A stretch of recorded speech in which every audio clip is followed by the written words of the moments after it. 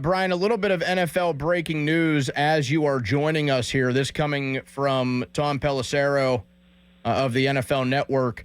Former Texans OC Bobby Slowik joining the Dolphins as a senior pass game coordinator, only 37 years old.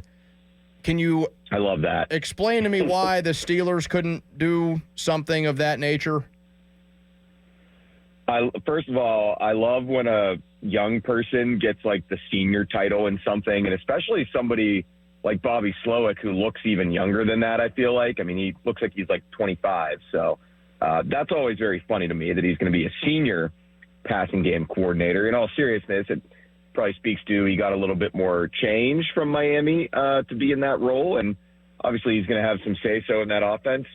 They don't believe in it, Donny. I mean, Art Rooney II basically came out and said that last month. I mean, he didn't make firm, really definitive statements on much, but he was pretty close to, saying in absolutes that they are not going to expand the size of their coaching staff, which I don't really get that. I mean, I think it's just keeping up with the times, even if you add a couple more bodies. I mean, I don't know. If I told you, Donnie, like, hey, nothing's going to change about your salary or your airtime, but I'm going to bring in another guy to sit in the booth with you during the PM team show.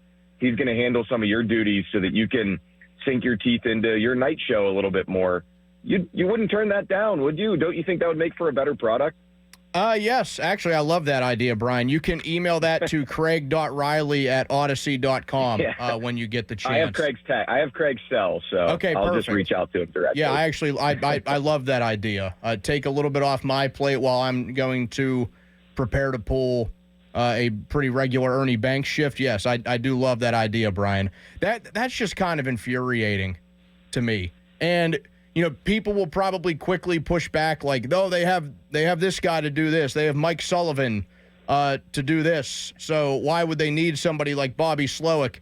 But, like, what is stopping? Make up a freaking position on the coaching staff. That's what teams do. I mean, that's what teams do with this, like, pass game coordinator, pass game specialist, senior analyst or consultant and whatnot. And, like, don't get me wrong, 5 or 6 years ago, I probably would have told you this is like a bloated way to fill an NFL staff. Like, it's throwing money at guys from previous jobs or friend of a friend. And, football is not rocket science. We don't need like a special projects coordinator on our coaching staff. But more and more teams are just, adding manpower to the operation. And at least when push comes to shove and you start playing the teams that also have as much talent as you on the roster and on paper, I think the Eagles, Chiefs, Ravens, Lions, they look a lot more and a lot better coordinated than the Steelers do when the rubber meets the road in recent years. Yeah, I mean, they played 3 of those teams down the stretch, and I know they had to do it when the schedule was at its most difficult, the whole 3 games in 11 days thing. But they looked like chumps going through that run.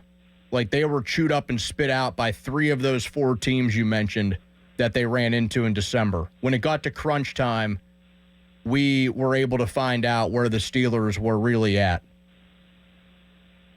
And I don't pretend to know the inner workings of an NFL coaching staff. I'm not in those intimate meetings, and it was cool to see some of the light shown on those from Hard Knocks. But I would have to think when you are dealing with difficult opponents in a compressed time frame, that would probably be like the ideal stretch of the schedule to have, a couple more hands making light work on your staff. And, that's one part of it, I guess, like the logistics. But then the other, I mean, I know another common fan complaint is the lack of a coaching tree from Mike Tomlin. And I think part of it is you don't have as many chances to find an up-and-coming coach when you just don't employ as many coaches. So I think it's kind of common sense that if you've got a few more bodies in the building on any given task, whether it's game planning, X's and O's, individual player development at a certain position, you might have a better chance of finding the next Shanahan or McVay or somebody along those lines.